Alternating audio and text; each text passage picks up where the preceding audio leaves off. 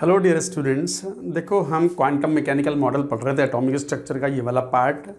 और इसमें quantum mechanical model के अंदर हम क्वांटम नंबर्स पढ़ रहे थे। हमने दो क्वांटम नंबर पढ़ भी लिए थे, principal quantum number and azimuthal quantum number. Third quantum number magnetic quantum number, लिखो 3 या सी करके लिख रहे होंगे, मैग्नेटिक क्वांटम नंबर।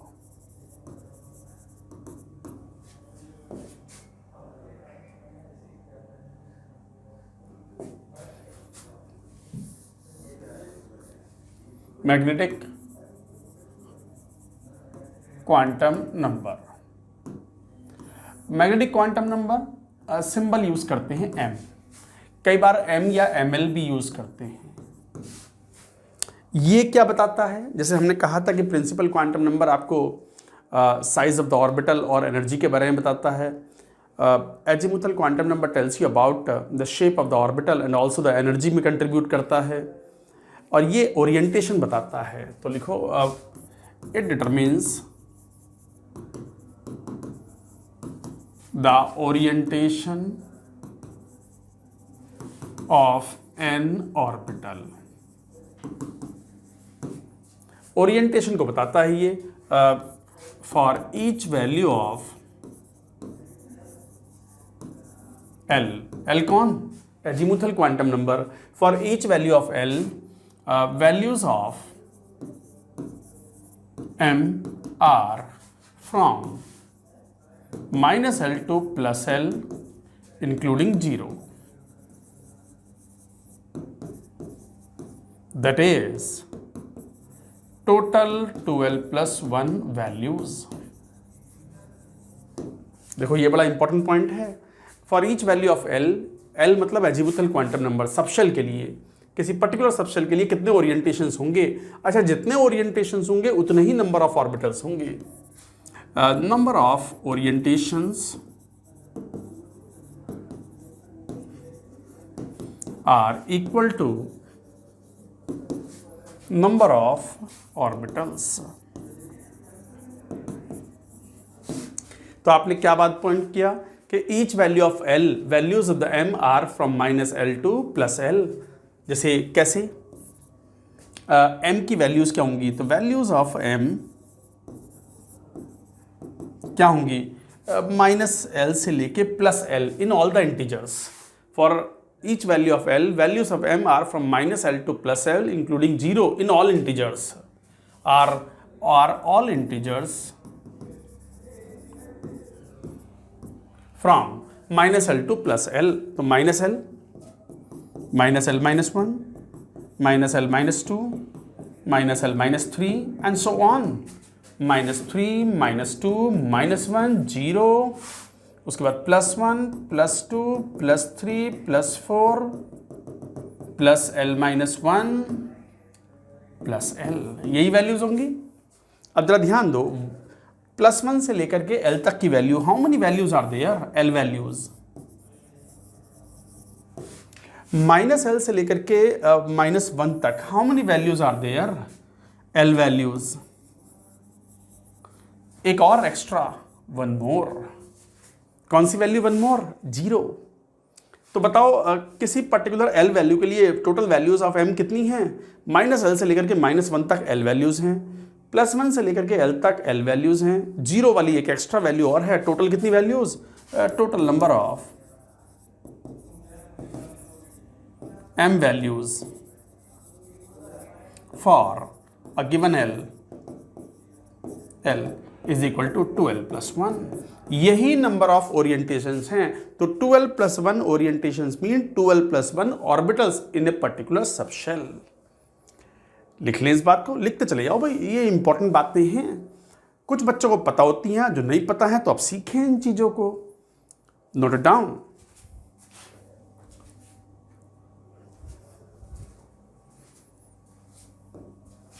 तो इसका मतलब यहां से कह सकते हैं कि टोटल नंबर ऑफ या number of orbitals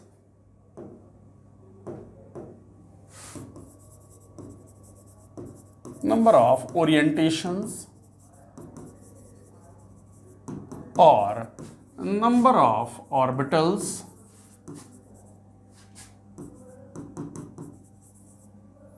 in a subshell is equal to 12 plus 1. तो नंबर ऑफ ओरिएंटेशंस और number of orbitals in a subshell is equal to 12 plus 1. जैसे कैसे? फॉर एग्जाम्पल एल की वैल्यू क्या पॉसिबल है, मान लो मैं पूरी बात कहता हूँ, चलो यहाँ से n इज इक्वल टू 1, थोड़ा ध्यान से समझना. तो एल की क्या पॉसिबल वैल्यू है? 0. n principal quantum number, n पर डिपेंड करता है l depends on n, m depends on l. m की वैल्यू कहाँ होंगी? -0 से लेकर के +0 इंक्लूडिंग 0, मतलब 0 वैल्यू है. तो इसका मतलब ये क्या हो गया? 1s subshell. 1s सबशेल में एक ही ऑर्बिटल है तो ये कहलाएगा 1s ऑर्बिटल. तो इसका मतलब पहले वाले शेल में n इज इक्वल टू 1 में नंबर ऑफ ऑर्बिटल्स कितने होते हैं? 1 स्क्वायर, n स्क्वायर होते हैं, 1 ही है, तो ये रहा 1 ऑर्बिटल, 1s ऑर्बिटल. n की वैल्यू अगर 2 है तो l की दो पॉसिबल वैल्यूज हैं, 1 एंड 0 एंड 1. 1 मतलब 2s subshell and this is 2p subshell. अच्छा, l की वैल्यू 0 है तो m की वैल्यू क्या होगी? 0, तो कहलाएगा 2s ऑर्बिटल. मतलब एक ही ओरिएंटेशन है इसके लिए. बट अगर l की वैल्यू 1 है तो m की 3 वैल्यूज होंगी, -1, 0, +1. ये कहलाएगा 3p ऑर्बिटल्स. और इनके डेजिग्नेशंस भी होंगे px, py, pz. हाँ, कई बार बच्चों में ये डाउट रहता है कि सर -1, 0, +1 अगर मान लो m की वैल्यूज हैं तो क्या px वाले के लिए m की वैल्यू -1 है? ना.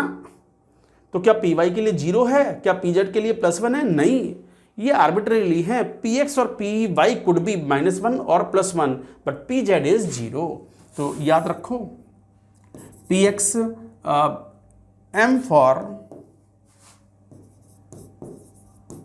px may be +1 और -1. m for py may be +1 और -1. m for pz is equal to 0. ये बड़ा इंपॉर्टेंट पॉइंट था. -1, 0, +1 में pz की वैल्यू जो है वो 0, m की वैल्यू 0 है pz के लिए. तो pz ऑर्बिटल के लिए मतलब m इज इक्वल टू 0 है तो this means it is pz orbital. -1 can be px और py, +1 कैन बी px और py. ये थोड़ा ध्यान रखेंगे इस बात का. तो 3 p ऑर्बिटल्स हैं. कौन? px, py, pz. कौन से px, कौन से py, कौन से pz? सेकेंड वाले शेल का. तो सेकेंड वाले शेल का मतलब ये हो गया. और specifically 2px, 2py, 2pz orbitals. ये तो हुआ n इज इक्वल टू 2 के लिए. जरा 3 के लिए चलें तो एक काम करें, अगली स्क्रीन पर चलते हैं. 3 के लिए तो n की वैल्यू 3. अच्छा, यहाँ पे एक बात और भी देखो. n इज इक्वल टू 1 एक ऑर्बिटल है और एक ऑर्बिटल में मैक्सिमम 2 इलेक्ट्रॉन रह पाएंगे तो एक ही ऑर्बिटल है total. n is equal to 2 में 2 सबशेल्स हैं, 2s subshell, 2p subshell. s subshell में एक ही ऑर्बिटल है, 2s ऑर्बिटल. 2p सबशेल में 3 ऑर्बिटल्स हैं, 2px, 2py, 2pz. तो इसका मतलब m की वैल्यू एक तो 0 हो गई और ये 3 और वैल्यू हो गई. टोटल 4 वैल्यूज हैं. 4 orientations means 4 orbitals.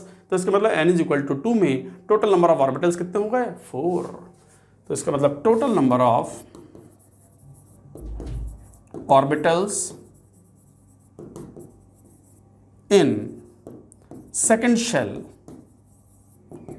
Is equal to 4. तो फॉर्मूला पता भी था, n स्क्वायर के बराबर था वो. तो 2 स्क्वायर इज 4. चलो 3 लेते हैं, नोट करिए.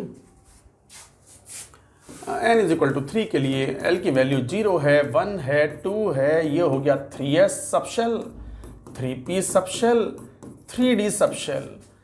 m की वैल्यू यहाँ 0 हो गई तो 3s ऑर्बिटल कहलाएगा. यहाँ m की वैल्यू -1 है, 0 है, +1 है. इसका मतलब 3px, 3pz and 3py. px, py could be -1 और +1 बट pz इज 0. ऐसे यहाँ m की कौन कौन सी वैल्यूज पॉसिबल हैं? m की वैल्यूज -2, -1, 0, +1, +2. 5 वैल्यूज पॉसिबल हैं. तो ये 0 वाला जो होता है वो 3dz स्क्वायर होगा. मतलब dz स्क्वायर वाला होगा। 3 तो प्रिंसिपल क्वांटम नंबर है इसलिए, बाकी के रेस्ट ऑफ द 4, तो इसका मतलब टोटल ऑर्बिटल्स क्या हो गए, 3dxy, 3dyz, 3dxz, 3dx square y square, 3dz square. ये हैं 5 ऑर्बिटल्स। तो these are the 5 orbitals, 5d orbitals in d subshell. तो L की वैल्यू अगर 2 होती है तो M की 5 वैल्यूज पॉसिबल होती हैं। तो उनके लिए जो d ऑर्बिटल्स होते हैं, 5 d ऑर्बिटल्स कौन कौन से हैं, dxy डायरेक्शनल हैं, इनकी शेप भी पढ़ेंगे, आएंगी, अब पढ़ेंगे। तो dxy, dyz, dzx, dx square y square, dz square. कई बार इसको हम dx square minus y square भी पढ़ते हैं, कई बार dx स्क्वायर वाई स्क्वायर भी पढ़ते हैं, वो एक ही बात है। सर dxy के लिए -1 होना या -2 होना जरूरी है? नहीं, कुछ भी, कोई भी किसी के लिए हो सकता है, बट एक्सेप्ट dz स्क्वायर के लिए m की वैल्यू क्या लेनी है, 0। तो dz स्क्वायर के लिए m की वैल्यू 0 ले लो, बाकी तो कोई सा भी किसी के लिए हो सकता है। अच्छा, n = 4। अच्छा, देखना कितने ऑर्बिटल्स हो गए। सबशेल तो 3 हो गए, nth शेल में n नंबर ऑफ सबशेल्स हैं। 3s ऑर्बिटल 1, 3 और 1 4, 4 और 5 9, total 9 orbitals, 9 orbitals in third shell. Third shell के अंदर टोटल नंबर ऑफ ऑर्बिटल्स 9 है। सिमिलरली n की वैल्यू अगर 4 ले लो तो क्या हो जाएगा, l की value 0 1 2 3, this is 4s subshell, 4p subshell, 4d subshell, 4f subshell. ये बात तो हमने पहले भी देख ली थी, इससे पहले वाले लेक्चर में भी हमने देखी थी जब हम एजीमुथल क्वांटम नंबर पढ़ रहे थे। एजीमुथल क्वांटम नंबर में ये बात कही थी कि s तो 1s से शुरू हो जाता है, 1s 2s सब एग्जिस्ट करते हैं, p 2p से स्टार्ट होता है, d 3d से स्टार्ट होता है, 2d जैसा कुछ भी नहीं होता, और f 4f से स्टार्ट होता है, 3f 2f 1f जैसा कुछ भी नहीं होता। Got it? तो फिर m की वैल्यू कितनी, 0, m की वैल्यू कितनी, -1 0 +1, 3 वैल्यूज, m की वैल्यू कितनी, -2 -1 0 +1 +2, m की वैल्यू कितनी, -3 -2 -1 0 +1 +2। ये वैल्यूज हो गई, 7 वैल्यूज हैं ये, +3 भी आएगी। तो इसका मतलब f के डेजिग्नेशंस इंपॉर्टेंट नहीं होते, f हमारे सिलेबस में नहीं होते। तो इसका मतलब टोटल नंबर ऑफ ऑर्बिटल्स कितने हो गए, 1, 3 और 1 4, 4 और 5 9, 9 और 7 9 + 7 16, टोटल 16 ऑर्बिटल्स और 16 ओरिएंटेशंस इन कौन सा वाला, फोर्थ शेल। तो total number of orientations are 16 orbitals हैं। 16 ऑर्बिटल्स में मैक्सिमम नंबर ऑफ इलेक्ट्रॉन कितने आ सकते हैं, 32, क्योंकि each orbital can accommodate a maximum of 2 electrons. This is called Pauli's exclusion principal, आएंगे उस पर भी। तो बच्चों ये कुछ पॉइंट थे अबाउट द कौन सा quantum number, magnetic quantum number. तो मैग्नेटिक क्वांटम नंबर के हमने सारे पॉइंट्स जो थे वो ले लिए। ऑर्बिटल्स हैं, ऑर्बिटल्स की शेप थोड़ा बाद में देखेंगे, पहले ये समझ लेते हैं। लास्ट में स्पिन क्वांटम नंबर है, वो भी निपटाते हैं। नोट करो पहले पूरी बात, डू इट। इसमें एक पॉइंट बड़ा इंपॉर्टेंट आएगा, ये जो ऑर्बिटल्स होते हैं किसी सबशेल के जो ऑर्बिटल्स हैं इनकी एनर्जीज इक्वल होती हैं in absence of any external force field like electric और मैग्नेटिक फील्ड। क्या है ये पॉइंट, जरा एक बार लिखो तो ये पॉइंट, यहां तक की बात लिखो।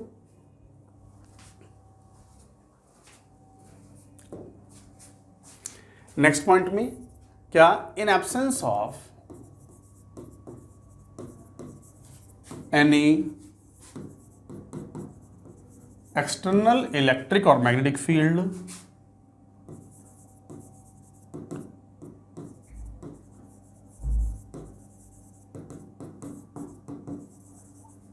इन absence of any external electric और मैग्नेटिक फील्ड, अगर कोई इलेक्ट्रिक और मैग्नेटिक फील्ड ना लग रही हो, then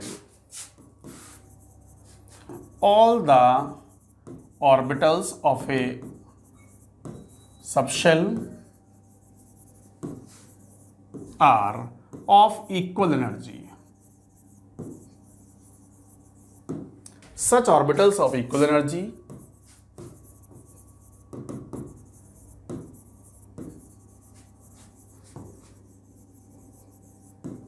are called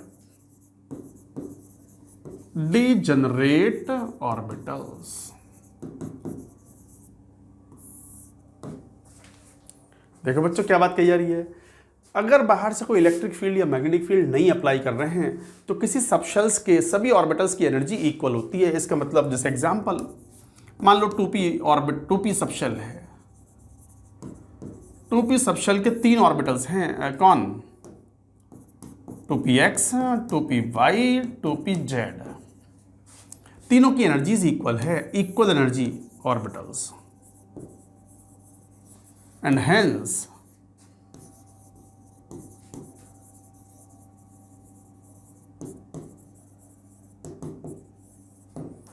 degenerate orbitals. तो ये डिजेनरेट ऑर्बिटल्स हैं। तो इसका मतलब एक तरीके से और यूं भी कह सकते हो 2px की एनर्जी 2py के बराबर, 2py की 2pz के बराबर, इक्वल एनर्जी। कब? जब बाहर से कोई इलेक्ट्रिक या मैग्नेटिक फील्ड अप्लाई ना कर रहे हो। सिमिलरली और एग्जांपल जैसे 3D सबशेल है,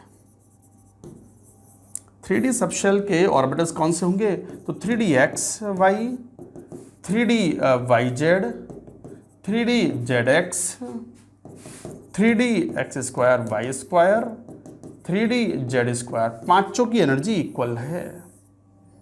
All 5 orbitals are degenerate.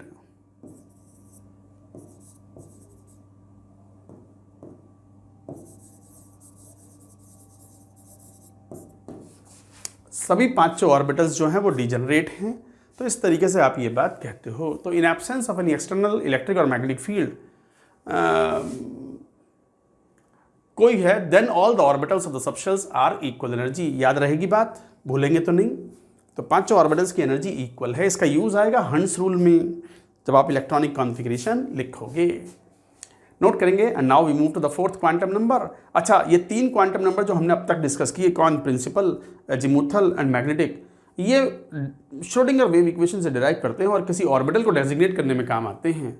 But orbital के अंदर इलेक्ट्रॉन रहते हैं, उनकी स्पिन अलग अलग हो सकती है। तो इस पूरे इलेक्ट्रॉन को डिस्क्राइब करना है तो चौथा क्वांटम नंबर भी चाहिए। 3 तो चाहिए, चौथा भी चाहिए। All 4 quantum numbers are needed and that is fourth quantum number is spin quantum number. लिखो पूरी बात पहले।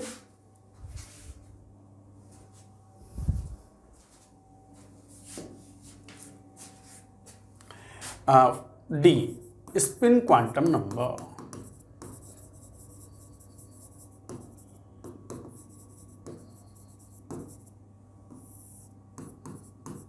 एस, इसका सिंबल यूज करते हैं small S.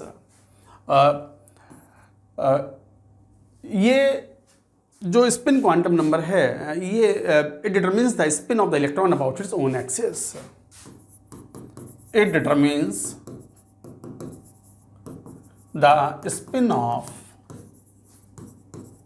N electron about its own axis. तो it determines the spin of an electron about its own axis. तो ये अपनी एक एक्सिस के अबाउट में स्पिन करता है। अच्छा, there are 2 possible values of spin quantum number.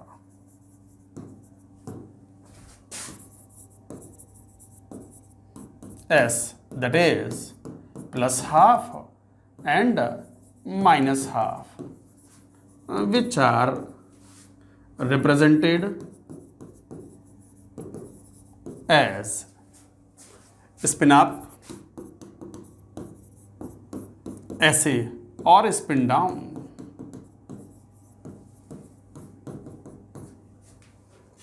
अच्छा, एक बात ध्यान दो, हम जो स्पिन क्वांटम नंबर कह रहे हैं ये एक्सपेरिमेंटली ऑब्टेन हुआ था। ये spin of the electron about its own axis है।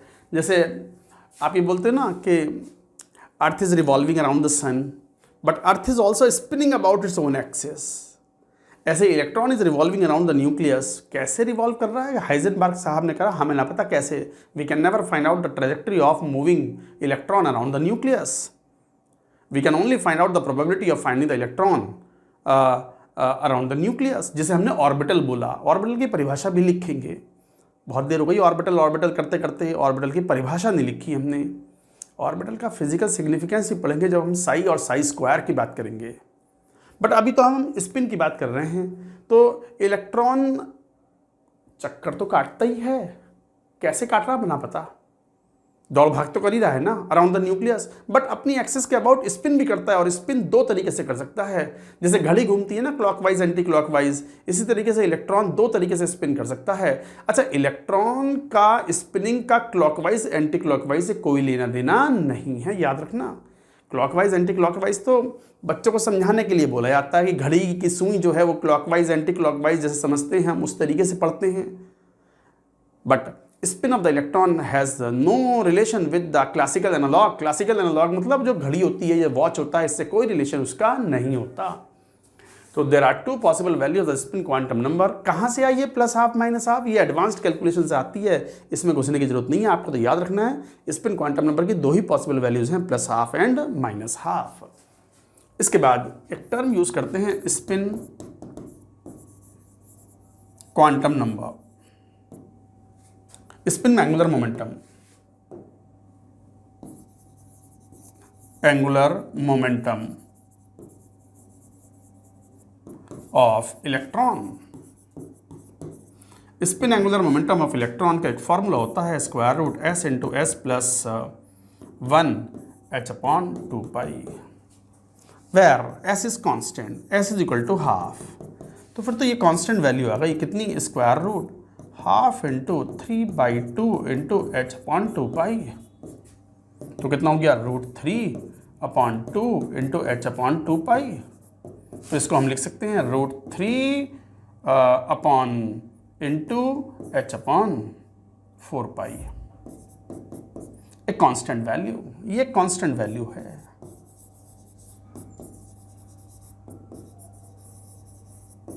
ये कांस्टेंट वैल्यू कट तो ना गया? मैं जरा चेक कर लूं। नहीं, कांस्टेंट वैल्यू है।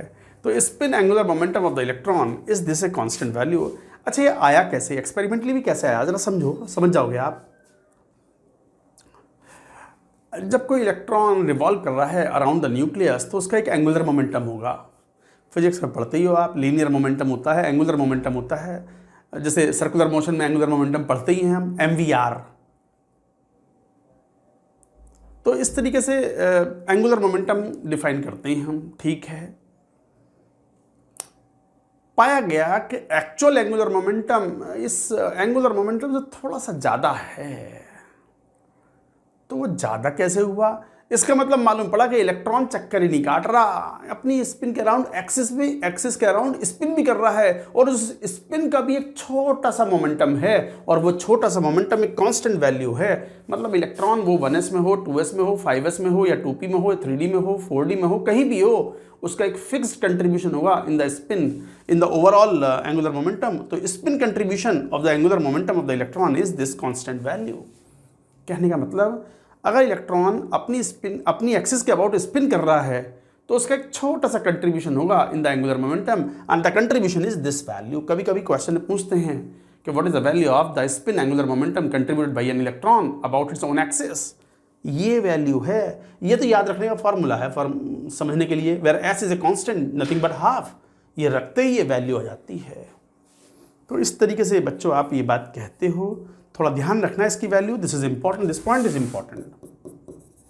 और अगला पॉइंट बड़ा यूजफुल है, मेन तो यही काम में आने वाला है कि एक ऑर्बिटल में मैक्सिमम 2 इलेक्ट्रॉन रह सकते हैं, that two of opposite spins. An orbital can accommodate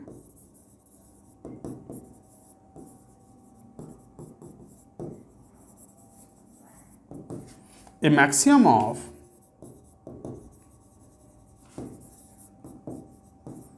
two electrons.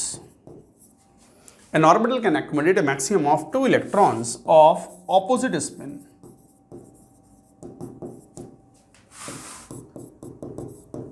कैसे? इस टाइप से कई बार हम बॉक्स बना करके शो कर देते हैं, एक स्पिन अप तो दूसरा स्पिन डाउन, इसे बोलते हैं स्पिन पेयर्ड। यही होता है, ये ऐसा ही होता है, ये नॉट अलाउड। क्या? ऐसा नहीं है allowed. This is called spin parallel, not allowed.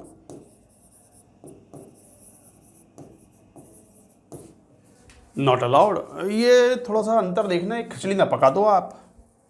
ये वाला पॉइंट अलग था उस वाले से। हरी बात समझ में? तो N orbital can accommodate A maximum of 2 electrons of opposite spin. Maximum 2 electron रह सकते हैं ऐसे, एक की स्पिन अप तो दूसरे की स्पिन डाउन, एक का क्वांटम नंबर +½ तो दूसरे का quantum number, spin quantum number -½ तो इस तरीके से ये डिफाइन होती हैं ये वैल्यूज़, थोड़ा ध्यान रखेंगे। किसी ऑर्बिटल को डेजिग्नेट करने के लिए we need 3 quantum numbers, principal, azimuthal and magnetic. किसी इलेक्ट्रॉन को डिस्क्राइब करने के लिए किसी एटम में we need 4 quantum numbers, N, L, M and S also. हो गए चारों क्वांटम नंबर्स। अच्छा, क्वांटम नंबर्स की वैल्यू आपस में इंटर रिलेटेड होती हैं, तो कई बार क्वेश्चंस इनके ऊपर बनते हैं। क्वेश्चन थोड़ा बाद में लेंगे, बट इलेक्ट्रॉनिक कॉन्फ़िगरेशन के लिए हमें 3 नियमों की जरूरत पड़ती है। वो है पॉलीज एक्सक्लूजन प्रिंसिपल, हालांकि ये पॉलीज एक्सक्लूजन प्रिंसिपल ही तो है, बट फिर भी एक बार लिख लेंगे नाम से। दूसरा ऑफ-बाउ रूल और तीसरा hunts rule of maximum multiplicity. Note करो पूरी बात।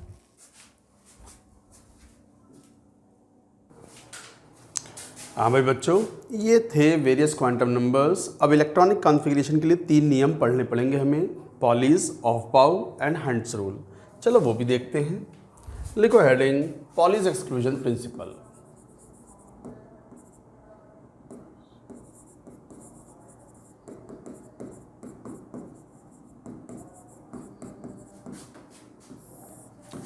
पॉलीज एक्सक्लूजन प्रिंसिपल, हालांकि मैंने पिछले वाले पॉइंट में लिख दिया कि एक ऑर्बिटल में मैक्सिमम 2 इलेक्ट्रॉन रह सकते हैं और उनके स्पिन ऑपोजिट होने चाहिए। ये है मेन पॉलीज एक्सक्लूजन प्रिंसिपल। या फिर इसको दूसरे शब्दों में कि किसी एटम के अंदर किसी भी 2 इलेक्ट्रॉन के चारों क्वांटम नंबर सेम नहीं हो सकते। तो क्या स्टेटमेंट है? स्टेटमेंट ये है, all 4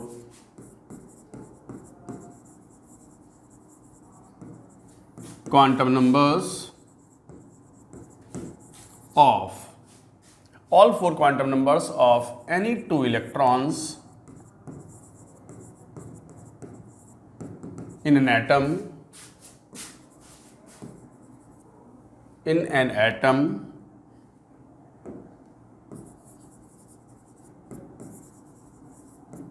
cannot be identical।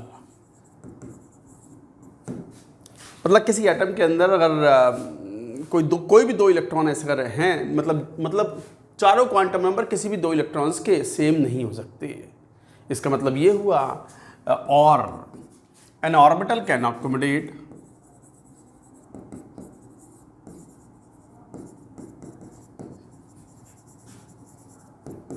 A maximum of 2 electrons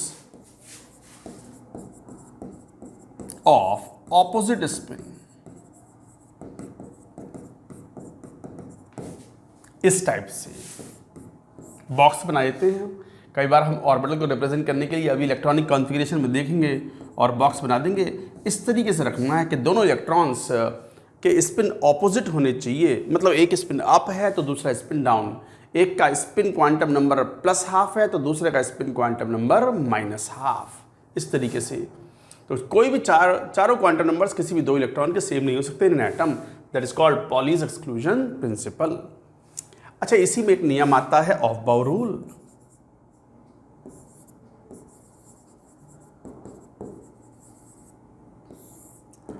इसे कई बार N+L रूल भी बोलते हैं। इलेक्ट्रॉन का जब इलेक्ट्रॉनिक कॉन्फ़िगरेशन लिखते हैं तो ये रूल कहता है कि कम एनर्जी वाला ऑर्बिटल पहले भरेगा और हायर एनर्जी वाला ऑर्बिटल बाद में भरेगा। तो while writing electronic configuration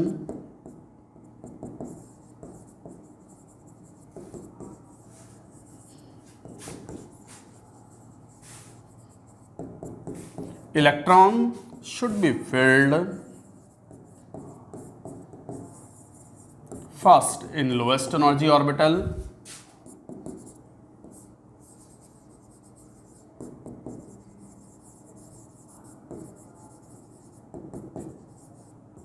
and then in the increasing order of energy.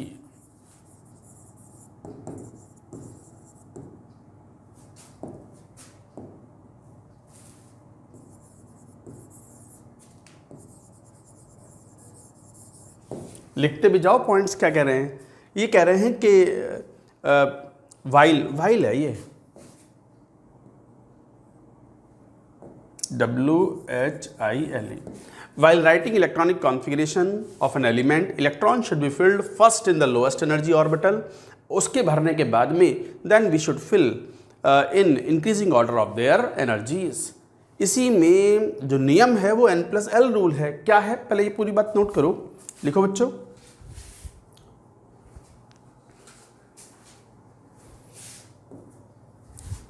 तो what is N+L rule?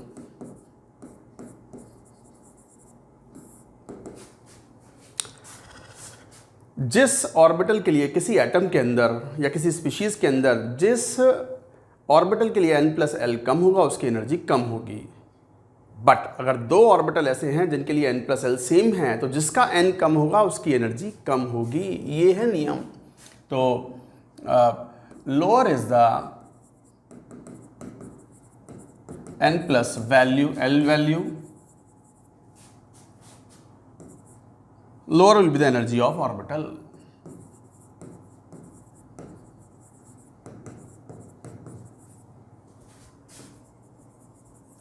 Energy of orbital. So lower is the N+L value, lower will be the energy of orbital. However, if two different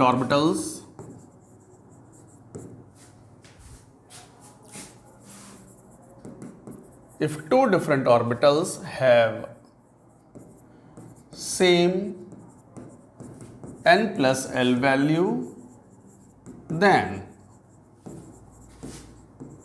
lower is the N value,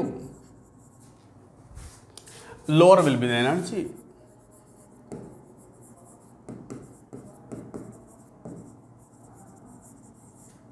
Of orbital.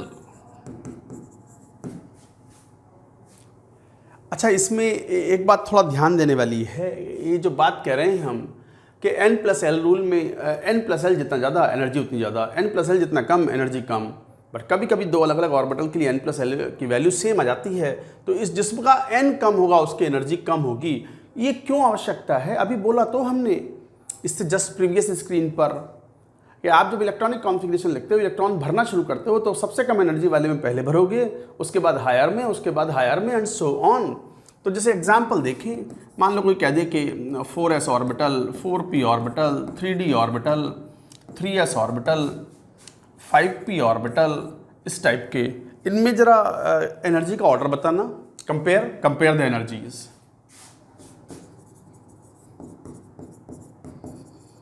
their energies for a multi-electron species. Of course, ये सब multi electron species के लिए applicable है N+L rule for multi electron species.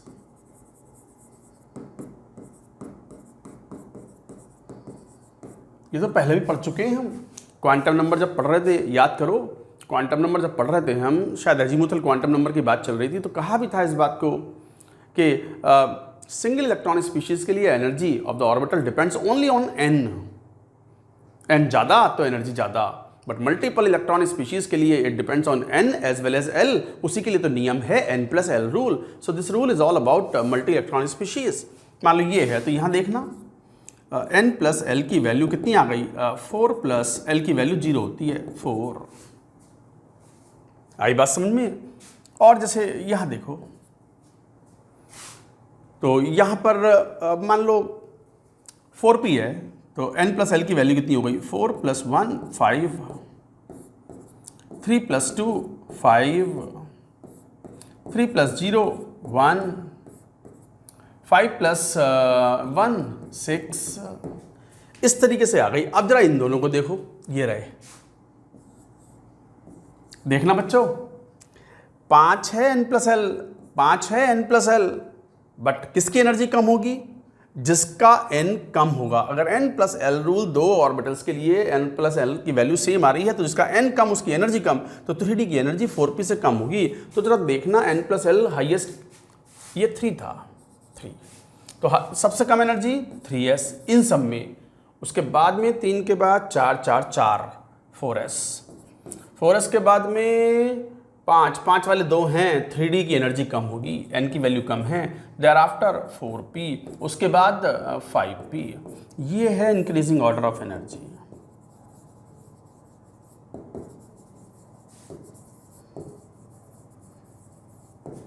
ये है n plus L rule. ये तो मैंने जस्ट एग्जाम्पल लेके बात बताई, बट अगर सभी वैलिड ऑर्बिटल्स, वैलिड क्यों बोल रहे हैं? 1p does not exist, 2d does not exist, 3f does not exist, f start he 4f से होता है, d 3d से स्टार्ट होता है, p 2p से स्टार्ट होता है। तो इसका एक बड़ा अच्छा नियम भी है, अगर आपने ध्यान से देखा हो, याद करने का एक बढ़िया तरीका है, बच्चों को याद भी होता है। कई बार 11th क्लास के बच्चे जब पढ़ते हैं इसको तो याद भी होता है उनको, क्या कि वो सभी ऑर्बिटल्स को लिख लेते हैं और 45 डिग्री लाइन पे काट के चलते हैं, तो हम बड़ी आसानी से एनर्जी ऑर्डर हम n प्लस एल रूल से फाइंड आउट कर लेते हैं। कैसे? ज़रा ये बात नोट करो पहले यहाँ तक की।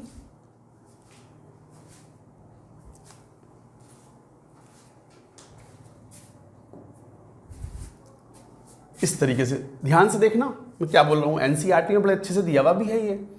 1s n is equal to 1 में तो 1s ही एग्जिस्ट करता है, 2 में 2s 2p दोनों एग्जिस्ट करते हैं, 3 में 3s 3p 3d एग्जिस्ट करते हैं, 4s 4p 4d 4f भी एग्जिस्ट करते हैं, 5s 5p 5d 5f exist करते हैं, 6s 6p और 6d तक ही लिखो, क्योंकि 6f होता तो है, बट अभी जितने भी एलिमेंट्स डिस्कवर्ड हैं, मेरे ख्याल से 117 या 118 एलिमेंट्स डिस्कवर्ड हैं अब तक, देखने पड़ेंगे, बीच बीच में डिस्कवर भी हो जाते हैं।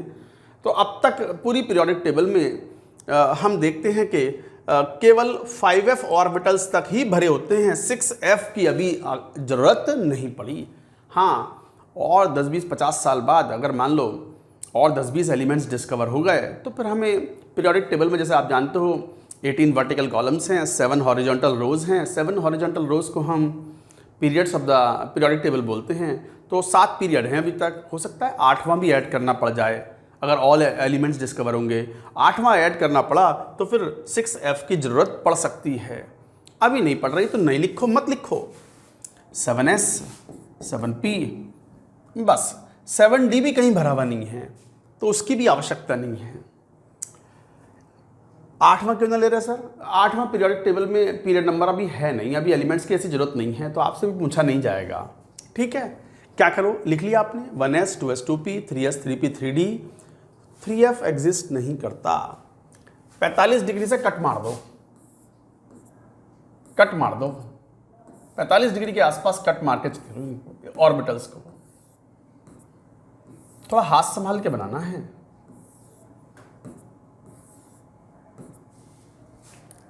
सुनो सुनो सुनो, फिर क्या करो, कैसे? ऊपर से जहां एंट्री कर रहे हैं 1s में एंट्री करे, उसके बाद घुस जाओ ऐसे घूम करके 2s में, फिर 2p, फिर 3s, फिर like that, like that,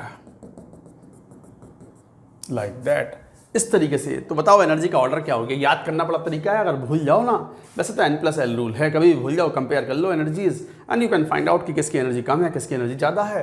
but फिर भी 1s से ज़्यादा एनर्जी, 1s के बाद किस में घुसे? 2s, 2s के बाद किस में घुसे? 2p में घुसे हैं, 2p के बाद किस में एंटर हुए? 3s में, 3s के बाद हम एंटर कर रहे हैं 3p में, उसके बाद 4s, 4s के बाद में 3d, 3d के बाद में 4p, 4p के बाद 5s, 5s के बाद 4d एंड सो ऑन। बस हो गया, ये है increasing order of energies of orbitals.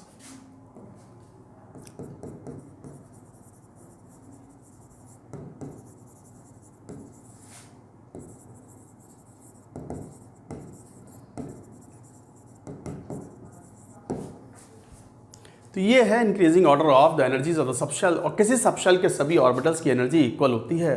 अगर बाहर से कोई इलेक्ट्रिक या मैग्नेटिक फील्ड अप्लाई ना करें तो यहाँ सबशेल लिखो या ऑर्बिटल लिखो, एक ही बात है, कोई अंतर एज सच नहीं है। तो बच्चों ये था एनर्जी का ऑर्डर, आपने सीख लिया, एनसीईआरटी में अच्छे से दिया हुआ भी है। तो ये इंक्रीजिंग ऑर्डर ऑफ एनर्जी है, कहीं फंस जाओ तो ऐसे याद कर लो, और ये भी याद ना आए तो फिर n+l रूल तो है ही। This is in accordance with n+l rule. तो एनर्जीज ऑफ द ऑर्बिटल आ गया।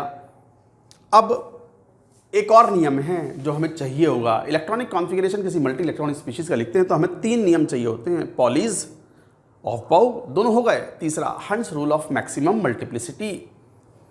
क्या है वो, नेक्स्ट स्क्रीन पर जाएंगे, पहले ही पूरी बात नोट करिए।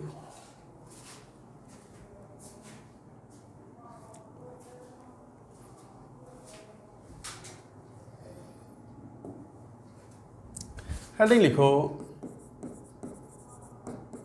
हंस रूल ऑफ मैक्सिमम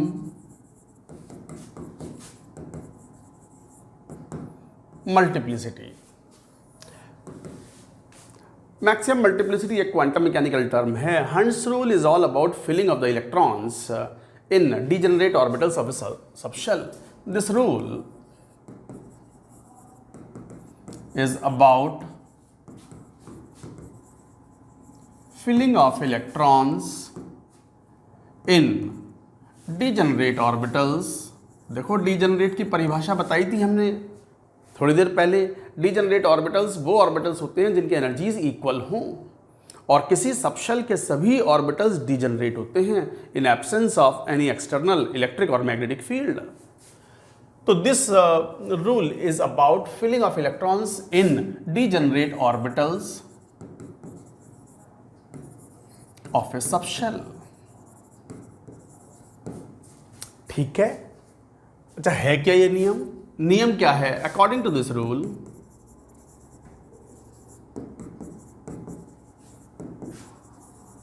इस रूल के हिसाब से नियम ये है कि जब आप इलेक्ट्रॉन्स फिलअप करते हो तो पेयरिंग जब स्टार्ट करोगे जब सब में एक एक इलेक्ट्रॉन जा चुका हो of similar spin. Pairing of electrons among degenerate orbitals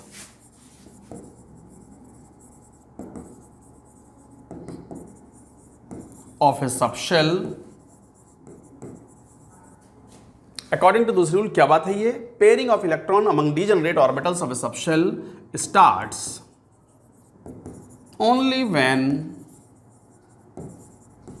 each orbital is filled with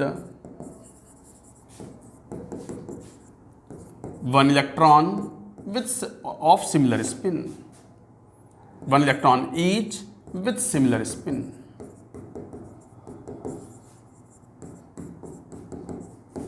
बच्चों ये है नियम। क्या? पेयरिंग ऑफ इलेक्ट्रॉन जब स्टार्ट होगा among degenerate orbitals of a subshell, जब सबके अंदर एक एक इलेक्ट्रॉन भर चुका हो और वो भी सिमिलर स्पिन के साथ में। स्पिन अप है तो सब में स्पिन अप हो, स्पिन डाउन है तो स्पिन डाउन हो। जैसे ये एग्जांपल, ध्यान से लिखना बंद करो, ध्यान से सुनो। जैसे मान लो 2p4 ये है, तो p के अंदर मैक्सिमम 6 इलेक्ट्रॉन आ सकते हैं। आपको पता है p सबशेल के अंदर 3 ऑर्बिटल्स होते हैं। 3 ऑर्बिटल्स हैं तो कई बार हम बॉक्स डायग्राम बनाते हैं, तो बॉक्स करके 3 ऑर्बिटल बना दो, ये रहे। एक 3px, दूसरा 3py, तीसरा 3pz। ठीक है, अब 4 इलेक्ट्रॉन भरने हैं तो ऐसे मत भर देना ये लो होगा सर, नहीं, this is not allowed as per the Hund's rule. Sir फिर क्या करें? ऐसे भर दें 1 2 3 और 4। हाँ ये सही है, this is correct, this is correct. या ऐसे भर दो, ये भी चलेगा। 1 2 3, देखो तीनों में एक एक इलेक्ट्रॉन चला गया, और फिर पेयरिंग हुई, कहीं भी पेयरिंग करा दो, this is all right. Sir pairing पहले वाले में कराना है कि दूसरे वाले में? अरे भैया पहला दूसरा तीसरा तीनों इक्विवेलेंट ऑर्बिटल्स हैं। किसी सबशेल के जो ऑर्बिटल्स होते हैं वो सभी इक्विवेलेंट होते हैं, उनकी एनर्जीज इक्वल होती हैं, तभी तो बोल रहे हैं उनको degenerate orbitals. Degenerate orbitals means equivalent orbitals and they have the equal energy. तो इसका मतलब पेयरिंग आप कहीं भी करवा दो चलेगा। सर या ऊपर ऊपर भर के फिर नीचे भरना है या नीचे नीचे भर के फिर ऊपर भरना है? अंतर क्या है? कोई अंतर नहीं है, कैसे ही भर दो। पहला नीचे, दूसरा फिर नीचे, तीसरा भी नीचे, फिर चौथा हो। सर तीसरा तो आपने ऊपर बना दिया। अरे उससे कोई फर्क नहीं पड़ता कि मैंने पहले ऊपर बना दिया या नीचे। मतलब एक ऑर्बिटल के अंदर दो इलेक्ट्रॉन ऑपोजिट स्पिन के होने चाहिए, जिसे बोलते हैं हम स्पिन पेयर्ड। स्पिन पेयर्ड, समझ में आ गई बात? तो इस तरीके का अरेंजमेंट होना चाहिए। सर थोड़ा और एग्जाम्पल लेते हैं भाई बच्चों। कोई यूं कह दे कि मुझे 3d5 मान लो d ऑर्बिटल है, d सबशेल है, d सबशेल में 5 ऑर्बिटल्स होते हैं, dxy, dyz, dzx, dx² y², dz²। ये 5 ऑर्बिटल्स हैं, इनको भरना है। हालांकि इनकी शेप अभी पढ़नी बाकी है, पढ़ेंगे।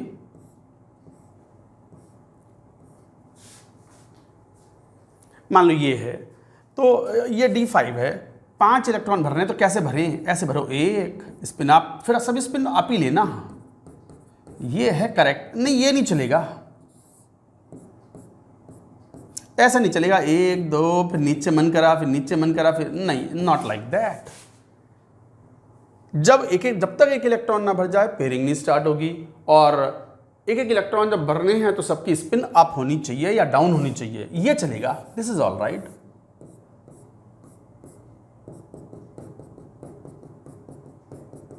दिस इज ऑल राइट, ये चलेगा। सेकंड वाला गलत है, समझ में आ गई बात? ये भी गलत है।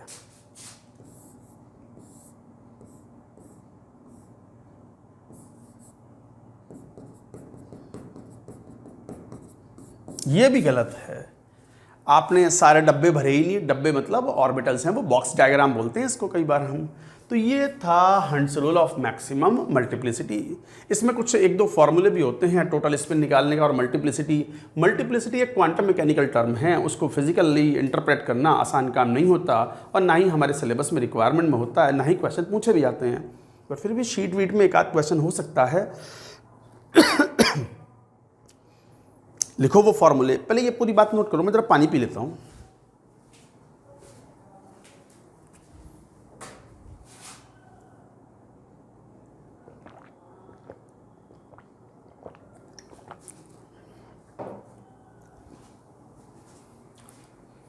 हाँ, क्या फॉर्मूले? देखो ये जैसे एक होता है टोटल स्पिन। टोटल स्पिन होता है 2 × s+1। ये होता है टोटल स्पिन। वेयर ये होता है मैक्सिमम मल्टीप्लिसिटी। टोटल स्पिन तो s हम निकालते हैं ना, तो total spin s is equal to x × ½ where x is equal to number of unpaired electrons। जितने अनपेयर्ड इलेक्ट्रॉन्स हों इंटू हाफ, वो हमें मालूम पड़ेगा टोटल स्पिन से। एक होता है multiplicity,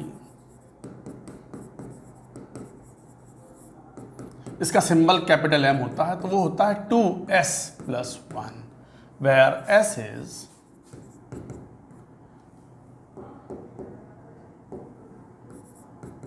total spin, where s is total spin. तो इस तरीके से m is equal to 2s+1, s is total spin, और इस तरीके से आप डिफाइन करते हो।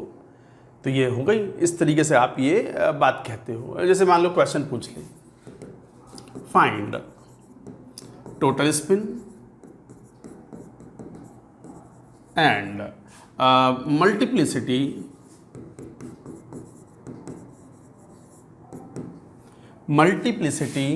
in first 3d7, second 2p5। मान लो ये है, खुद ही कर लेना। हंट्स रूल की जरूरत पड़ेगी। इलेक्ट्रॉनिक कॉन्फ़िगरेशन लिखोगे और किसी सबशेल के ऑर्बिटल्स जो होते हैं उनमें इलेक्ट्रॉन कैसे भरना है वो सीख ही चुके हो आप। पेयरिंग जब करानी है जब सब में एक एक इलेक्ट्रॉन जा चुका हो ऑफ सिमिलर स्पिन। जरा बताना कि what will be the total spin and the multiplicity, do it.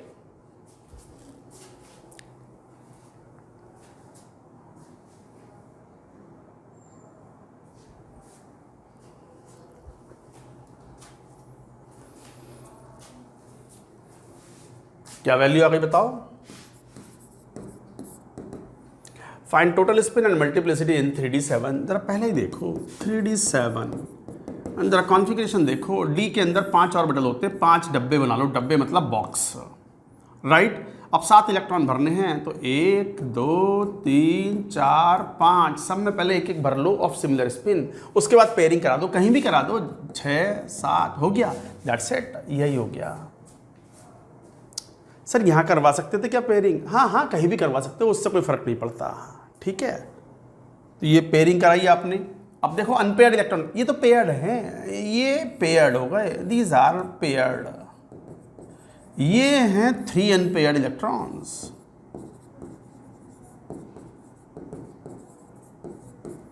बच्चों ये हैं 3 अनपेयर्ड इलेक्ट्रॉन्स, तो x की वैल्यू कितनी हो गई? That is x is equal to 3। 3 unpaired electron हैं इस कॉन्फ़िगरेशन के अंदर। ये तो पेयरिंग हो गई इनकी, तो इसका मतलब 3 अनपेयर्ड इलेक्ट्रॉन है, तो टोटल स्पिन कितनी? तो s की वैल्यू आ गई 3 × हाफ, 3/2। तो फिर मल्टीप्लिसिटी कितनी हो गई?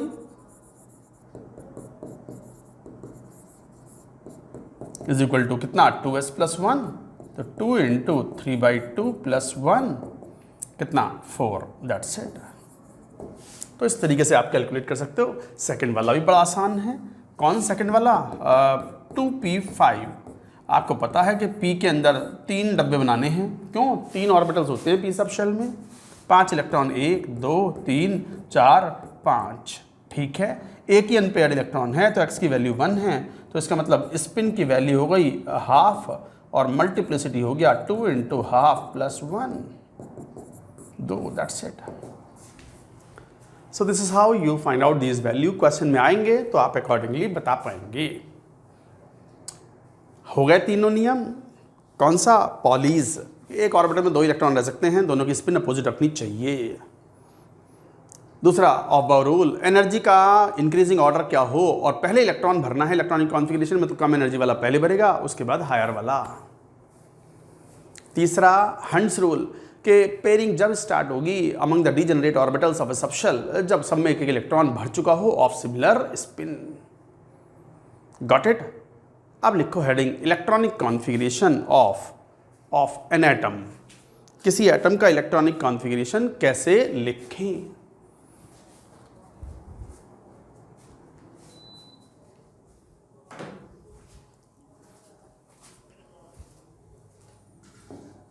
लिखो heading electronic configuration of an atom.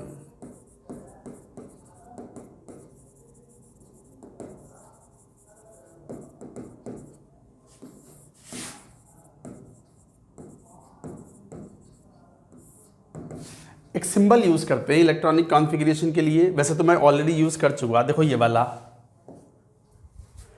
3D7, 7 ऊपर को रख दिया सबस्क्रिप्ट के रूप में, सुपरस्क्रिप्ट के रूप में, और 3 मतलब प्रिंसिपल क्वांटम नंबर, D मतलब वो सबशेल को रिप्रेजेंट करता है। तो ऐसे यूज़ करते हैं N, L और ये कुछ मान लो X। N represents principal quantum number, L represents azimuthal quantum number, मतलब सिंबल जो भी है ऑर्बिटल,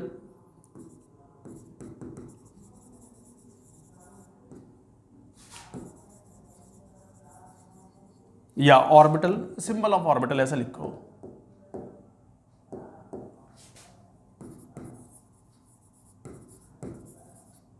सिंबल ऑफ सबशेल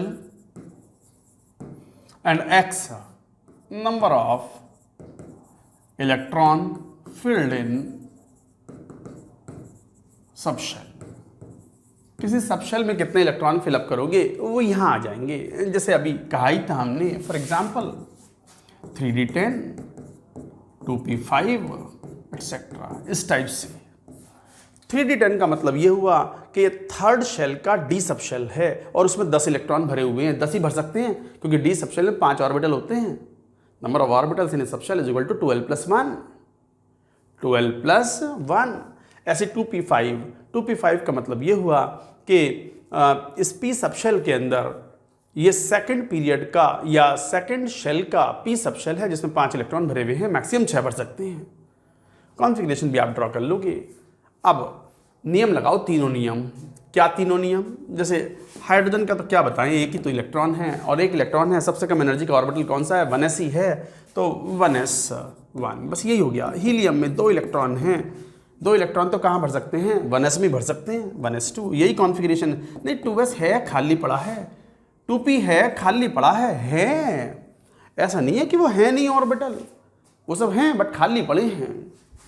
यहाँ भी 2s है खाली पड़ा है, 2p है खाली पड़े हैं। ये अगर एनर्जी दोगे तो इलेक्ट्रॉन जंप करके हो सकता है कि 1s से 2s में या 2p में आ जाए। सिंगल इलेक्ट्रॉन स्पीशीज़ है तो 2s और 2p की एनर्जी बराबर होगी, but helium multiple electron species है, multi electron species, many electron species. यहाँ पर इलेक्ट्रॉन जंप करवाओगे तो 2s में भी जा सकता है या 2p में भी जा सकता है। पहले 2s में जाएगा और एनर्जी दोगे तब जाके 2p में आएगा। 2s और 2 की एनर्जी इक्वल नहीं है यहाँ पर 2s और 2p की एनर्जी इक्वल है सिंगल इलेक्ट्रॉन स्पीशीज। हीलियम, उसके बाद मान लो लिथियम है, 3 इलेक्ट्रॉन हैं तो क्या भरोगे? 1s2, 2s2, 2s1 and 2p 0। अच्छा, कई बार इसको ऐसे भी लिख देते हैं, और ये जो नोबल गैस है ना, previous noble gas, helium noble gas है। नोबल गैसेस तो आप समझते ही हो ना, पीरियोडिक टेबल में आती हैं। Helium, neon, argon, krypton, xenon, radon. Atomic number 2, 8 नहीं 10 होगा, 10, 18, 36, 54, 86। ये हैं इनके एटॉमिक नंबर्स, ये हैं नोबल गैसेस। तो प्रीवियस नोबल गैस को आप स्क्वायर ब्रैकेट में उस नोबल गैस को लिख सकते हो। इसे बोलते हैं कंडेंस्ड इलेक्ट्रॉनिक कॉन्फ़िगरेशन, और बस लिख दो 2s1। इसे बोलते हैं कंडेंस्ड इलेक्ट्रॉनिक। सर कहाँ का कंडेंस हुआ? कंडेंस मतलब छोटा करना, उतनी जगह घेर रहा है। नहीं, जब एटॉमिक नंबर बहुत बढ़ जाएगा, 40, 45, 50, 60 एटॉमिक नंबर हो जाएंगे, तो फिर कितना लंबा लिखते चले जाओगे भाई, सब 1s, 2s, 3s, 4s और बढ़ते चले जा रहे हो। तब प्रीवियस नोबल गैस अगर ब्रैकेट में करके लिखोगे तो काफ़ी छोटा इलेक्ट्रॉनिक कॉन्फ़िगरेशन होगा। सर ऐसा क्यों? जरूरत ना पड़ती क्या अंदर वाले इलेक्ट्रॉनिक कॉन्फ़िगरेशन की? वाकई नहीं पड़ती। Properties of the elements are well dependent on their outer electronic configuration. किसी भी प्रॉपर्टी में, किसी भी, जब आप आयोनाइजेशन एनर्जी पढ़ते हो, इलेक्ट्रॉन एफिनिटी पढ़ते हो, इस तरह की एटॉमिक साइज पढ़ते हो, तो सारी प्रॉपर्टीज़ डिपेंड करती हैं आउटर इलेक्ट्रॉनिक कॉन्फ़िगरेशंस पर। तो out of the entire configuration, outer electronic configuration is most important. तो इस तरीके से हीलियम को ऐसे लिख दिया। कई बार और बॉक्स बना के भी शो करते हो, हीलियम और 2s का एक डब्बा बना दिया और उसमें एक ही इलेक्ट्रॉन है, ऊपर लिख दिया 2s। ऐसी बेरिलियम हो गया, और मान लो नाइट्रोजन है 7, तो कैसे लिखोगे? 1s2, 2s2, 2p3। अब 1s को तो मैं प्रीवियस नोबल गैस करके लिख दूं कंडेंस्ड फॉर्म में, तो ऐसे बॉक्स बना दिया एक हीलियम, और 2s2, 2p ऐसे लिख दो, 2p3, 2s के बाद फिर 2p की बारी लगेगी, और इसको फिर यूं लिख दो हीलियम, बॉक्स बना करके यू कैन, ये आया, ये हो गया 2s और ये 2p, और 2p में 3 इलेक्ट्रॉन भरने हैं तो ये रहे 3। ये है, इसे बोलते हैं, ये सब क्या है? Ground state electronic configuration. सब ग्राउंड स्टेट EC मतलब इलेक्ट्रॉनिक कॉन्फ़िगरेशन। ग्राउंड स्टेट का मतलब ये ग्राउंड स्टेट में है, लोएस्ट एनर्जी में है, इसको एक्साइट कराया जाएगा, एनर्जी दोगे तो इलेक्ट्रॉन जंप कर सकते हैं to the higher energy orbitals. जैसे इसी में ये ग्राउंड स्टेट इलेक्ट्रॉनिक कॉन्फ़िगरेशन था, साफ दिखाई पड़ता है कि x की वैल्यू 3 है, मतलब नाइट्रोजन के एटम के अंदर, एक एटम के अंदर 3 अनपेयर्ड इलेक्ट्रॉन्स प्रेजेंट हैं। इस तरह की कॉन्फ़िगरेशन है। जरा 2-4 कॉन्फ़िगरेशन आप ही लिख दो यार, सारे मत लिखो, थोड़ा आइडिया होता भी है आपको कई बार पहले से, और नहीं है तो अब अच्छे से सीखें चीज़ों को। जैसे कुछ का कॉन्फ़िगरेशन लिख दो, जैसे मान लो सोडियम लिखना है, एल्यूमिनियम लिखना है, और फास्फोरस लिख लो, क्लोरीन लिख लो, उसके बाद मान लो पोटेशियम, कैल्शियम, उसके बाद ये जरूर लिखो scandium, titanium, vanadium, chromium, manganese, iron, cobalt, निकल, कॉपर, जिंक। एटॉमिक नंबर अपने आप देखो, थोड़ा सा याद होना चाहिए, पीरियोडिक टेबल भी कुछ तो आइडिया होना चाहिए पीरियोडिक टेबल का। हालांकि जैसे सोडियम है, दिस इज़ 11, दिस इज़ 13, 15, 17, एक एक छोड़ के लिख रहा हूँ, बीच वाले एलिमेंट भी होंगे, सब क्या लिखने वो तो समझ जाओगे बात आप। पोटाशियम इज कितना 19, 20, फिर यहाँ से ये डी ब्लॉक स्टार्ट हो गया, 3D सीरीज। पीरियोडिक टेबल को भी 4 भागों में डिवाइड किया है, S block elements, P block, D block and F block elements. तो स्कैंडियम इज मान लो ये हो गया 21, 22, 23, 24, 25, 26, 27, 28, 29, 30। इस तरीके से ये आप डिवाइड किया और लिखो इलेक्ट्रॉनिक कॉन्फ़िगरेशन इनके, बनाओ, do it.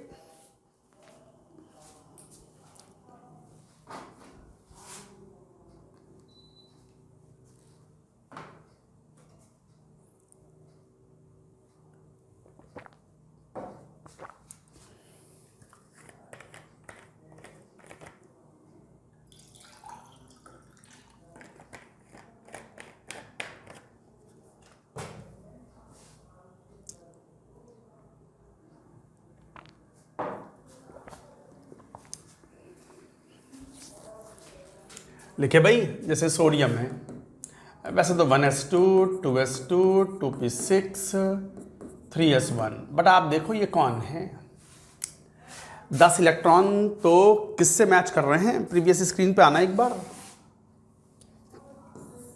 Neon noble gas है, प्रीवियस नोबल गैस को ब्रैकेट में रख के भी लिख सकते हो। तो मैं यूँ लिख दूँ, नियॉन स्क्वायर ब्रैकेट लगा करके and 3s1, that's it, this is the electronic configuration of sodium. अब एल्यूमिनियम है, 13 हैं, 10 इलेक्ट्रॉन को तो नियॉन लिख दिया, और 3 इलेक्ट्रॉन कैसे भरोगे? 3s में तो 2 ही आ सकते हैं, एंड 3p1। ऑब्वियसली p में 1 इलेक्ट्रॉन गया है, अनपेयर्ड इलेक्ट्रॉन होगा, तो अनपेयर्ड इलेक्ट्रॉन की वैल्यू कितनी हो गई? 1। ऐसे फास्फोरस 15 है, तो नियॉन 3s2 और 3p कितना 5, 3। इसको अगर मैं बॉक्स डायग्राम में लिखना चाहूं तो नियॉन ऐसे लिख लेंगे, ये आ गए 2 इलेक्ट्रॉन, ये 3 अनपेयर्ड इलेक्ट्रॉन हैं, तो x की वैल्यू यहाँ भी 3 है, 3 अनपेयर्ड इलेक्ट्रॉन्स। अनपेयर्ड इलेक्ट्रॉन्स के बेसिस पे एक टर्म डिफाइन होगा, spin magnetic moment. Spin magnetic moment calculate करते हैं तो उसका फॉर्मूला होता है, बताएंगे थोड़ा बाद में बताएंगे, रुको। यहाँ भी नियॉन और फिर कौन? 3s2, 3p5। बॉक्स डायग्राम में लिखोगे तो ऐसे आ जाएगा, ये नियॉन,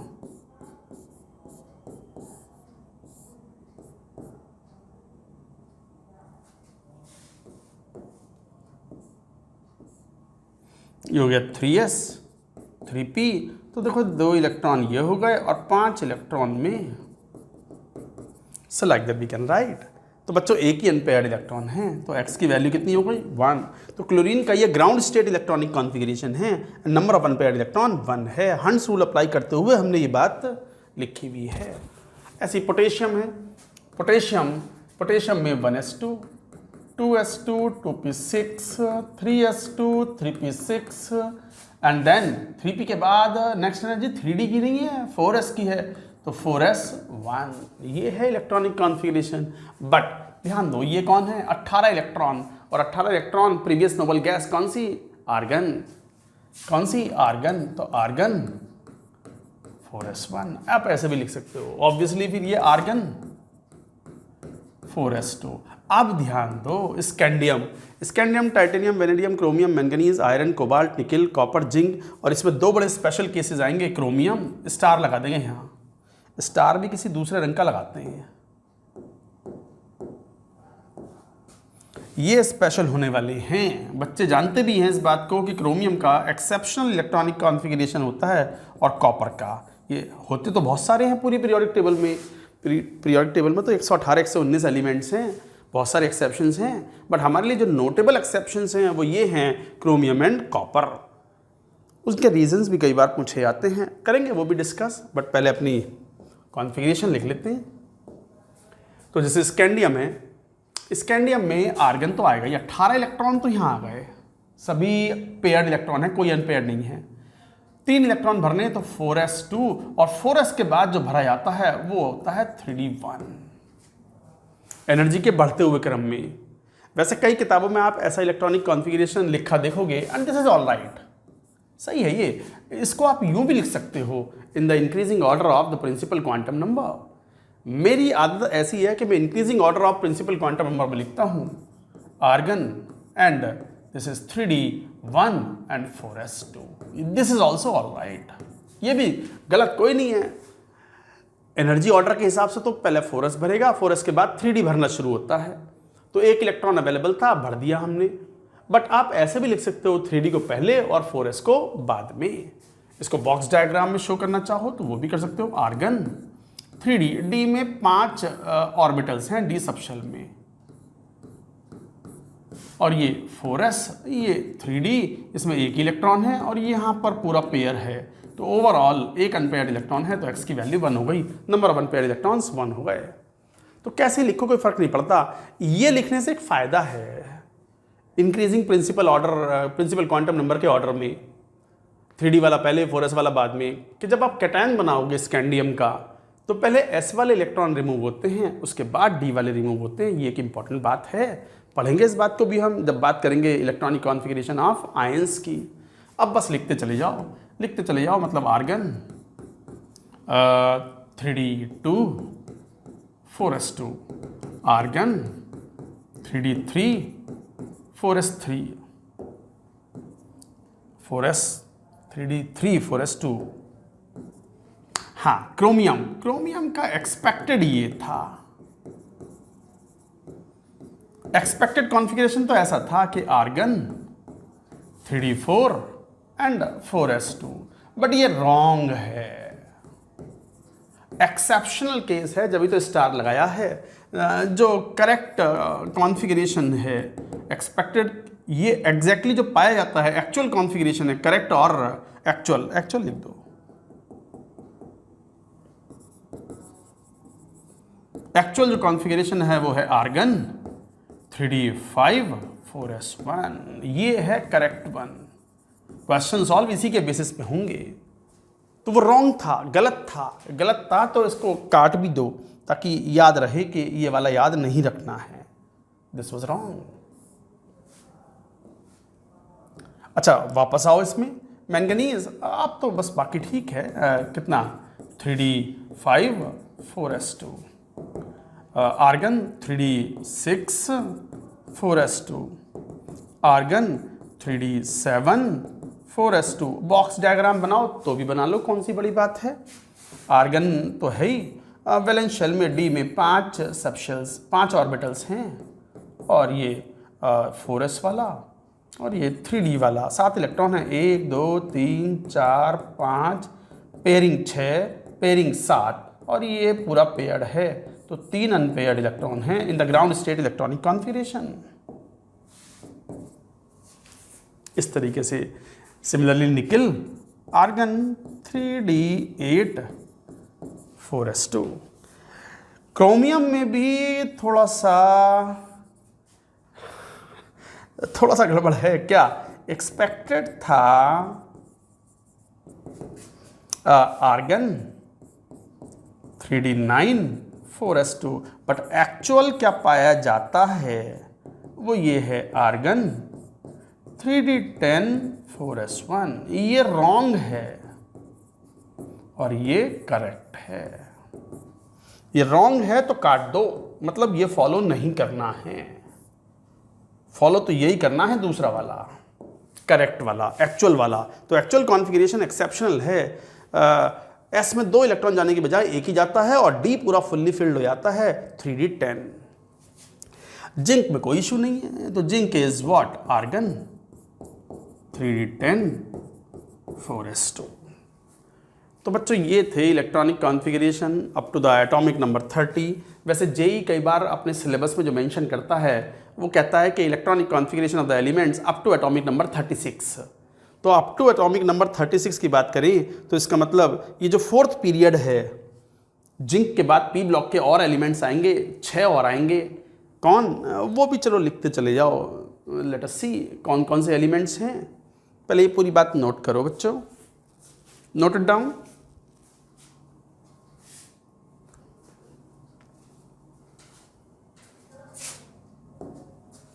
जैसे एटॉमिक नंबर 30 तक तो गया, 31 किसका है, एल्यूमिनियम, फैलियम, एल्यूमिनियम, गैलियम इज, हाँ गैलियम आ जाएगा जिंक के बाद। तो गैलियम के बाद सिलिकॉन और कार्बन, सिलिकॉन, जर्मेनियम आएगा, जर्मेनियम।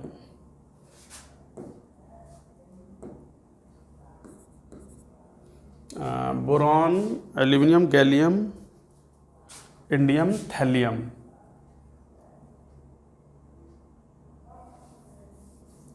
हाँ बिल्कुल, गैलियम, जर्मेनियम, उसके बाद फास्फोरस के नीचे आर्सेनिक के बाद ऑक्सीजन, सल्फर, सेलेनियम एंड कौन, ब्रोमीन, और फिर कौन, हीलियम, नियॉन, आर्गन, क्रिप्टॉन, ये आएंगे।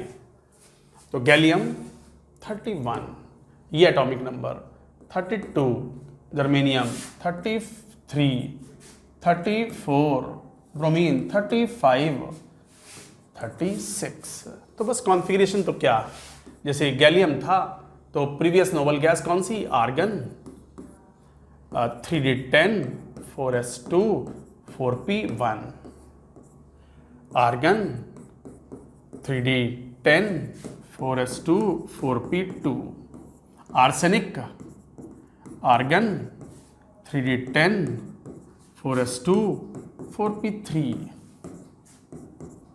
Argon 3d10 4s2 4p4, argon 3d10 4s2 4p5, argon 3d10 4s2 4p6। हो गया, ये थे up to atomic number 36 mention होते हैं। तो पीरियोडिक टेबल भी याद करें, हालांकि पीरियोडिक टेबल एक चैप्टर आएगा, हम पढ़ेंगे उसको, बट पीरियोडिक टेबल तो जितनी अच्छे से बच्चों को याद हो, इनऑर्गेनिक केमिस्ट्री उनकी पकड़ उतनी स्ट्रॉन्ग होती है। अब यहीं पे बात आती है कि वो क्रोमियम और कॉपर में ऐसा क्या था, तो हेडिंग लिखो exceptional electronic configuration of chromium and copper. Actual configuration ऐसे हैं, chromium actual configuration is argon 3d5 4s1। Box diagram में देखें तो ऐसा,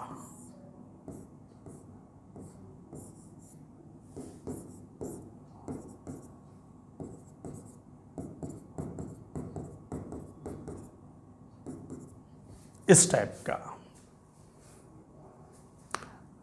ये था 24, कॉपर 29। एक्चुअल कॉन्फ़िगरेशन ये है 3d10 4s1,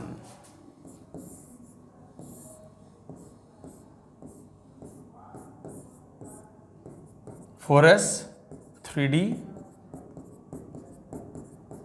6 7 8 9 10 और ये एक इलेक्ट्रॉन। ये है एक्चुअल कॉन्फ़िगरेशन। एक्चुअल कॉन्फ़िगरेशन, तो ऐसा क्यों हुआ, एक्सेप्शन क्यों आया? ये ऐसा इसलिए हुआ क्योंकि ये सिमेट्रिकल डिस्ट्रीब्यूशन ऑफ इलेक्ट्रॉन है। Half filled and fully filled configurations are more stable than other configurations, तो इसलिए ऐसा हुआ। तो exceptional electronic configuration of chromium and copper is due to two reasons. कौन सा? First, symmetrical distribution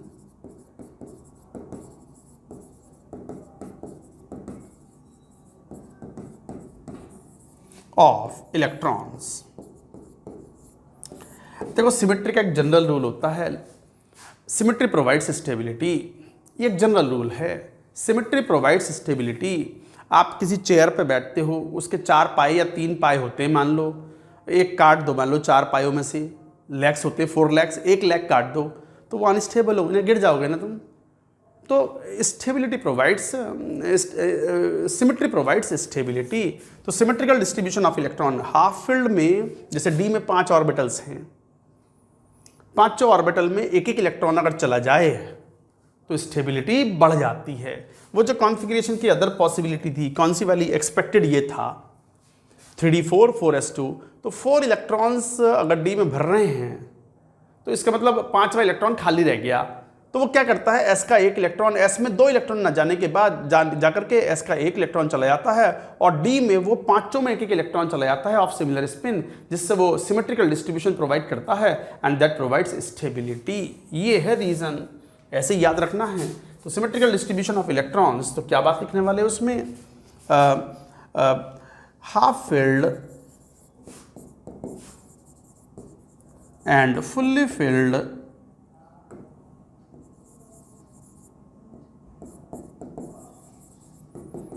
electronic configuration are more stable या highly stable configuration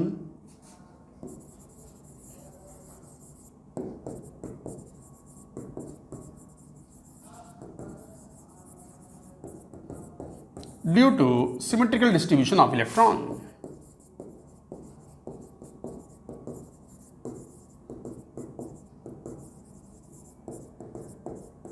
of electron. तो symmetrical distribution of electron की वजह से half filled and fully filled electronic configuration due to the symmetrical distribution of electron ज़्यादा stable होते हैं। This effect is more pronounced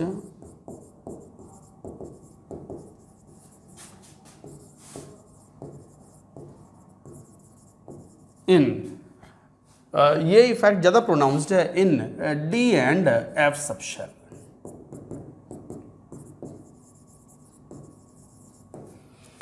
हालांकि P में भी होता है बट ज़्यादा प्रोनाउंस्ड होता है डी एंड एफ सबशेल में। तो इस तरीके से भी बात है। तो सिमेट्रिकल डिस्ट्रीब्यूशन इलेक्ट्रॉन, ये सिमेट्रिकल डिस्ट्रीब्यूशन है। Fully filled configuration and half filled configurations are more stable. इसका यूज़ बहुत ज़्यादा आएगा जब हम बात करेंगे in periodic table, the periodic properties like atomic size, ionization energy and all that, and electronic and electron affinity, वहाँ भी बात करेंगे इन सब की। दूसरा, एक्सचेंज एनर्जी। एक क्वांटम मैकेनिकल कॉन्सेप्ट है कि इलेक्ट्रॉन्स, सिमिलर स्पिन के electrons present in the degenerate orbitals, वो आपस में पोजीशन एक्सचेंज करते हैं, जिसकी वजह से एक एनर्जी रिलीज होती है जिसे बोलते हैं एक्सचेंज एनर्जी।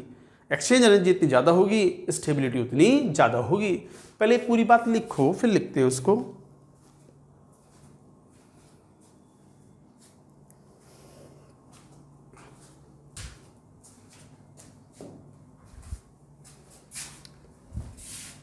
एक रीजन तो ये था first.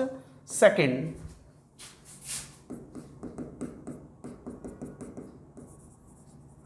exchange energy. Experimentally it is found that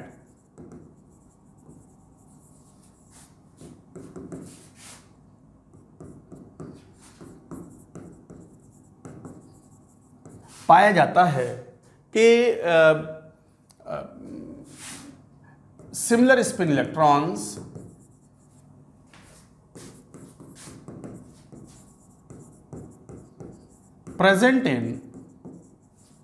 present among degenerate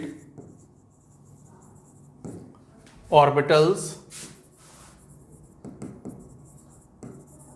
of a subshell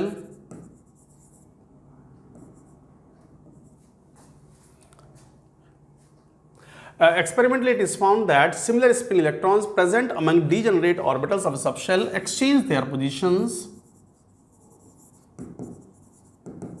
positions and liberate a certain amount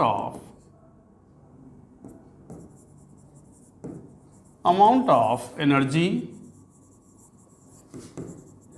called exchange energy.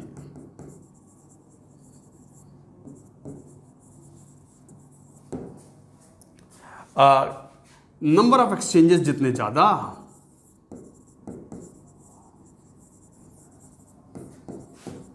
Exchange energy उतनी ही ज़्यादा।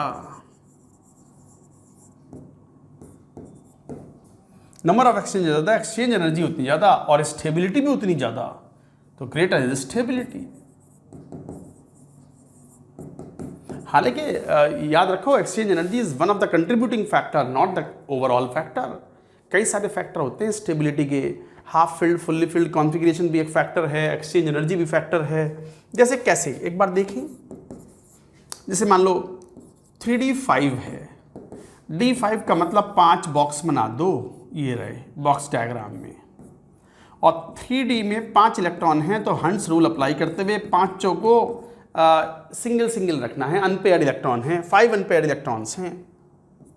तो बताओ ये इस आपस में कैसे पोजीशन एक्सचेंज करेंगे, कितनी, ये जैसे ये मान लो इलेक्ट्रॉन नंबर 1 2 3 4 5, ऐसे मैंने इलेक्ट्रॉनों को वो कर दिया, नोटेशन दे दिया, first electron, second electron, third electron, fourth electron. तो बताओ पहला वाला इलेक्ट्रॉन किस किस के साथ एक्सचेंज कर सकता है? पहला वाला इसके साथ भी एक्सचेंज कर सकता है, इसके साथ भी एक्सचेंज कर सकता है, यहाँ भी एक्सचेंज कर सकता है, यहाँ भी एक्सचेंज कर सकता है। तो इसका मतलब फर्स्ट इलेक्ट्रॉन कितने एक्सचेंज, तो first electron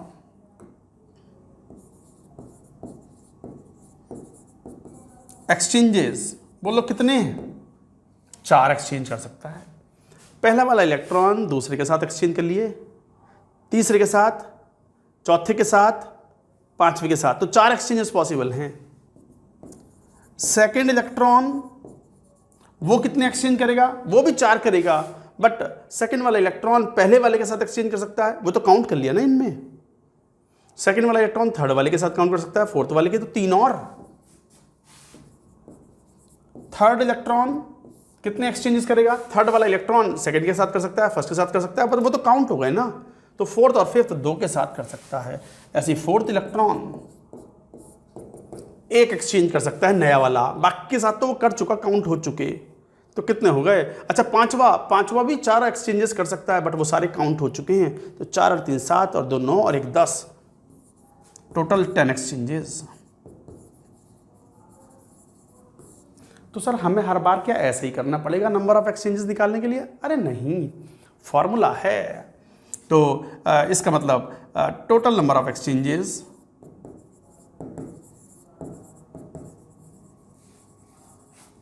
in similar spin electron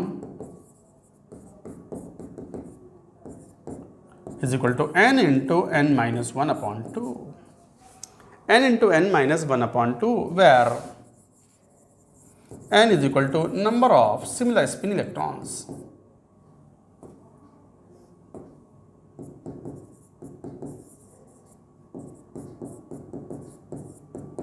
where n is equal to number of similar spin electrons, तो n into n minus 1/2, तो total number of exchanges in similar spin electron is equal to n into n minus 1/2। ये है simple formula. तो ये भी था, half field में exchanges maximum होते हैं, फुल्ली फील्ड में तो और भी ज़्यादा एक्सचेंजेस होंगे, क्योंकि स्पिन अप वाले भी करेंगे, स्पिन अप वालों से, स्पिन डाउन वाले भी करेंगे, स्पिन डाउन वालों से। कैसे, लेट अस सी इट। समझ में आ गई बात? लिखो पहले पूरी बात,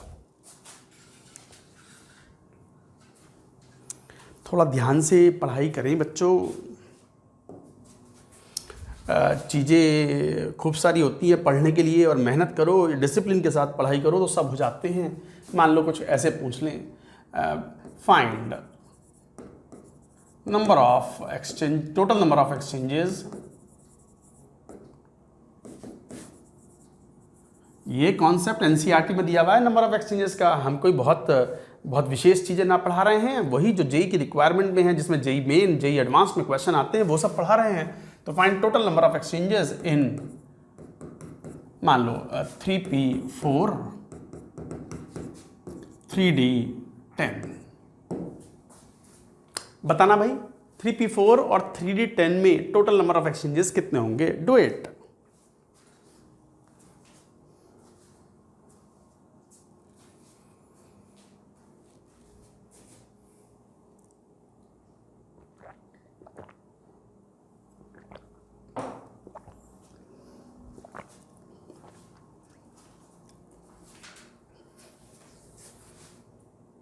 हाँ, क्या आंसर है बताओ। Easy question. जैसे फर्स्ट 3p4, अब p बनाओगे तो p में 3 बॉक्सेस बनाने हैं, बना लिए। ये रहा 3p, 4 इलेक्ट्रॉन भरने हैं, 2 3 4। इसका मतलब 2 अनपेयर्ड इलेक्ट्रॉन्स हैं, 2 अनपेयर्ड इलेक्ट्रॉन्स सिमिलर स्पिन वाले। तो इसका मतलब एक तरीके से जो एक्सचेंजेस होंगे सिमिलर स्पिन वाले, नहीं 2 नहीं, अनपेयर्ड इलेक्ट्रॉन थोड़ी पूछ रहे हैं यहाँ, अनपेयर्ड इलेक्ट्रॉन नहीं था, जरा ध्यान से देखो। यहाँ n number of similar spin electron है, नंबर ऑफ अनपेयर्ड इलेक्ट्रॉन्स मत ले लेना ना, सिमिलर स्पिन इलेक्ट्रॉन थोड़ा देखना। तो कितने एक्सचेंजेस सिमिलर स्पिन अप वाले कितने हैं, 3 हैं। तो टोटल नंबर ऑफ एक्सचेंजेस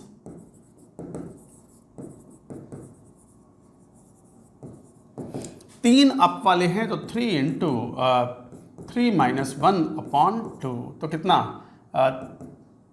3।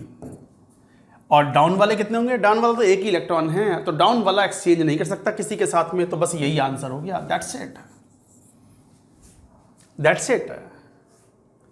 अच्छा सेकंड 3d10 कॉन्फ़िगरेशन कैसे लिखोगे, मतलब बॉक्स डायग्राम में 1 2 3 4 5, तो ये 3d, ये 3p था, p था वो। कभी कभी इस तरह की एरर हो जाया करो तो आप खुद ही सही कर लिया करो, कोई ऐसी बड़ी बात नहीं है। तो एरर इज द ह्यूमन, एक कहावत है ना, गलती इंसान से होती है। हमसे भी लिखते लिखे बोल हम भले ही कुछ रहे हैं, सोच वही रहे हैं 3p, कई बार हाथ 3d पे चल जाता है।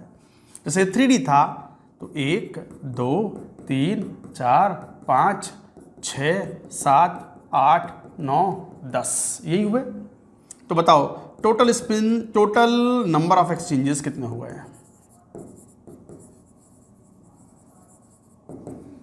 बताओ टोटल नंबर ऑफ एक्सचेंजेस कितने हो गए। स्पिन अप वाले कितने इलेक्ट्रॉन हैं, 5।